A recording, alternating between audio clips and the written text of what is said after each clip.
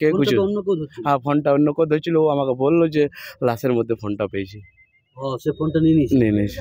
সেই ফোন এখনো পাননি? না, ফোনটা পাইনি। কিরকম ব্যবস্থাপনা ছিল ওখানে? ওখানে কোনো ব্যবস্থাপনা ছিল না। মানে কি ধরনের গাফিলতি ছিল? মানে একদম মানে হ্যাঁ মানে জানাই ছিল, তাহলে ব্যবস্থা কি ঠিকঠাক ছিল না? না না, ওখানে লোক যে দাবাই ছিল না, তো লোক আরো দাবাইছে, ভিড় ঢুকছে, কিন্তু ওইখানে কোনো ব্যবস্থা না। এত চিৎকার করেছে লোক, কোনো সরকার কোনো পুলিশ কেউ আসেনি, এখানে কেউ আসেনি বাঁচাতে একটা লোককে না। এত হাজার লোক মরে গেল। কি ধাক্কাধাক্কি হয়েছিল? হাত থেকে ছাড়িয়ে গেল? হাত থেকে ওই ধাকলা ধাকলিতে হাত থেকে ছাড়িয়ে আমাদেরকে একদিকে করে দিল। আমি আমরা তিনজনে একদিকে হয়ে গেলাম। হ্যাঁ, ও ছেলেটা ঠিক আছে, আমিও ঠিক আছে, আর যা ওকে দেবে মেরে দিয়েছে এরা। ওর উপরে কি মানে পা দিয়ে পুরো পা দিয়ে প্রচন্ড পা দিয়ে দিয়েছে সব লোক। তারপর হাসপাতালে কি দেখলেন? হাসপাতাল পুলিশ গেলে জিজ্ঞেস করছি, আর অ্যাম্বুলেন্সে চাপাই নিয়ে যাচ্ছে। আমার সেপ্টারে দাঁড়িয়েছিলাম, তারপরে পুলিশ জিজ্ঞেস করছি, তো বলছে অ্যালাউন্স করাও করাও। তো শেষ ওখানে অ্যালাউন্স করাচ্ছি, অ্যালাউন্সে পাচ্ছি না।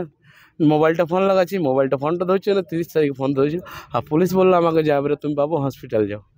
ওখান থেকে হসপিটালে রান্না দিল। কোন হসপিটাল? ওই যে সরোওয়ালি না কি নাম আছে, ওইখানে হসপিটালে। ওইখানে গিয়ে পরে দেখছি নামের লিস্ট নেই ওর। তারপরে ওখান থেকে আমাকে বললো 800। নামের লিস্ট মানে ভর্তি যারা তাদের নামের লিস্ট? না না, সব লাশের লিস্টে নাম নেই। না না, দিয়ে ওখান থেকে আমাকে পাঠিয়ে দিল আমাকে মেডিকেল। বলছে 800 মিটার বেটে মেডিকেল, হেঁটে হেঁটে চলে যাও।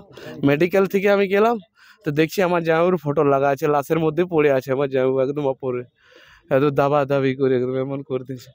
ওখানে সরকার একদম ব্যবস্থা কিছু করেনি। তারপর আইডেন্টিফাই করলাম, বললাম যে জামাইবাবুটা আমার বেটে। আমি আধার কার্ড সব দিলাম, আমার দিদির পুরো।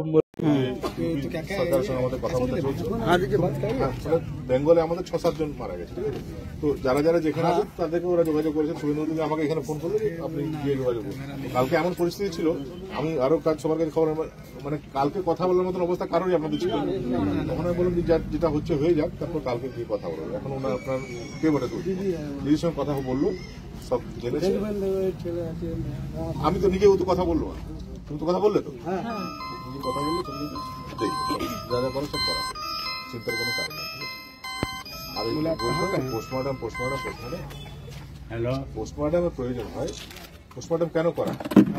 মৃত্যুর কারণ জানার জন্য পোস্টমর্টম করা হয়। তো যেখানে আমি জেনেই গেছি যে এইভাবে মারা গেছে, সেখানে পোস্টমর্টমে কি ব্যাপার? আমাদের ছিল ডেথ সার্টিফিকেট তো ওইখান থেকে দেবে। ডেথ সার্টিফিকেট তোমাকে এখানে দেবে নাকি? এখানে তোমাকে ডেথ সার্টিফিকেট দেবে? মারা গেছে কোথায়? পোস্টমর্টম কেন করতে হয়? পোস্টমর্টম হলো যে যদি মৃত্যুর কারণ জানার জন্য। তো যেখানে মৃত্যুর কারণ সবাই জানে যে কিভাবে মারা গেছে, সেখানে পোস্টমর্টম আবার কাটা কি যুক্তি আছে? ওরা তো বোকা নয় এত। আমরা কি হয়, কোন দুর্ঘটনা ঘটে গেল, কারো গোলা দড়ি দিয়ে মারা গেল, বা কেউ ডুবে মারা গেল, তো পোস্টমর্টম করে না, পরে পুলিশ কেস হতে পারে, এই হতে পারে। কিন্তু যেখানে বোঝা যায়, যেখানে পুলিশ নিজেই বলছে যে আমাদের চোখের সামনে ঘটনা ঘটেছে, আমরা জানি যে এভাবে মারা গেছে, তো সেখানে আবার কাটা ছোড়া কেন করতে যায়? একেই তো চলে গেল, যে চলে গেল তাকে আবার ওই জন্য পোস্টমর্টম করে। এটা অন্যভাবে বলা হয় যে পোস্টমর্টম করা নেই। পোস্টমর্টম কিসের জন্য করা? যদি কারণ না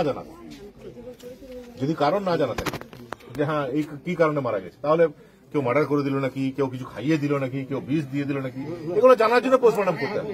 তো এখানে তো ওইসব ব্যাপার নাই রে ভাই, সবাই জানে যে কিভাবে মারা গেছে, নিজের চোখে হাজার লাখ লোক দেখেছে কিভাবে মারা গেছে, সেখানে আবার কাটা সুতার করার কি যুক্তি আছে? তো বোকা নয় ওরা, ওই জন্য ওরা পোস্টমর্টম করে। যাই হোক, যেটাই হোক, এবার করেছো ঠিক আছে। ডেথ সার্টিফিকেট এখানে হবে না, ডেথ সার্টিফিকেট ওইখানেই হবে। দেয় না, তোমাকে দিলে হবে না। এই যে আধার কার্ডটা নিল না, এই আধার কার্ডে যেটা নিল না, মনে করে তোমার কি নাম ছিল? বিনোদ। তো এবার মনে করো এখানে যখন তুমি বললে ডেথ সার্টিফিকেট, বিনোদ BINOD লিখে দিলে, মনে করো যেটা হসপিটালে কিছু লিখে দিলে, মনে করো ওই কাগজ নিয়ে তুমি চলে এলে। এবার কালকে যখন ওখানে চেক ইস্যু হবে, তখন তোমার আধার কার্ড তুমি দিয়ে পাঠাবে, তখন দেখছো মিলছে না। ওই জন্য ডেথ সার্টিফিকেট ইস্যু করছে। আগে আধার কার্ড যে মৃত ব্যক্তি, তার আধার কার্ড ওরা নিয়ে নিচ্ছে, ওই আধার কার্ডে যা স্পেলিং আছে ওই স্পেলিং দেখে দেখে ডেথ সার্টিফিকেট ইস্যু করবে, যাতে পরবর্তী ক্ষেত্রে টাকাটা পেতে অসুবিধা না হয়। একটা ওয়ার্ড যদি এদিক সেদিক ব্যাংকে দেখো না যে একটা অন্যরকম হয়ে গেল, যান এটা করে নিয়ে আসুন, এটা নাম মিলছে না। আমরা বাংলা একটা কথা বললাম, সেটাকে যখন ইংরেজিতে লিখছে তো লোক বিভিন্ন ভাবে লেখে, কেউ এইভাবে লিখে দিল, কেউ এইভাবে লিখে দিল, কিন্তু যে লেখা তো লিখে দিল মনে করো, তাকে কোথায় খুঁজে বেড়াবো? ওই জন্য এখন সরকার সিদ্ধান্ত নিয়ে যারাই মারা গেছে তাদের ডেড বডি আগে পাঠাও, ডেড বডি পাঠানোর পর তাদের কাছে ডকুমেন্ট, আধার কার্ডের ডকুমেন্ট চেয়ে আধার কার্ডে যে স্পেলিং আছে সেই স্পেলিং এর ডেথ সার্টিফিকেট এখান থেকে ইস্যু করবে, তারপর তার বেসিসে যাতে টাকাটা পেতে অসুবিধা না হয়, এই জন্য করা হয়েছে। কালকে এগুলো তোমাদের মানে কালকে মনের অবস্থা এরকম ছিল না, আজকেও তোমাদের মনের অবস্থা সেরকম নাই, কিন্তু আর কিছু করার নেই, কাজটা করতেই হবে। কালকেও শুভেন্দুদা কালকে আমাকে ফোন করে যে চলে যাও, আমি বললাম যে দাদা এখন গেলে আমি কারোর সঙ্গে কথা বলে গিয়ে আমার সঙ্গে কথা বলা, আমি কালকে আমি এখন কারো মনের অবস্থা ওরকম গিয়ে কথা বলবো, ঠিক আছে কালকে গিয়ে ঠিক আছে আজকে আমরা নাম্বার নিয়ে নিলাম, আমরা যোগাযোগ করবো, আর কোনো অসুবিধা হলে আছে তো যারা আছে এটা পাচ্ছে, যতদিন পয়সাটা না পেয়ে যাচ্ছে 25 লাখ টাকা ততদিন আমরা ছাড়ছি না, এটা আছে তোমাদের অ্যাকাউন্টে যখন টাকা ঢুকে যাবে তারপর আমাদের মনে শান্তি, লোকটা তো ফিরে আসবে না, কিন্তু পরিবারটা অন্তত বাঁচবে। ভালো থাকবে, ভালো থাকবে। ঠিক আছে, নমস্কার।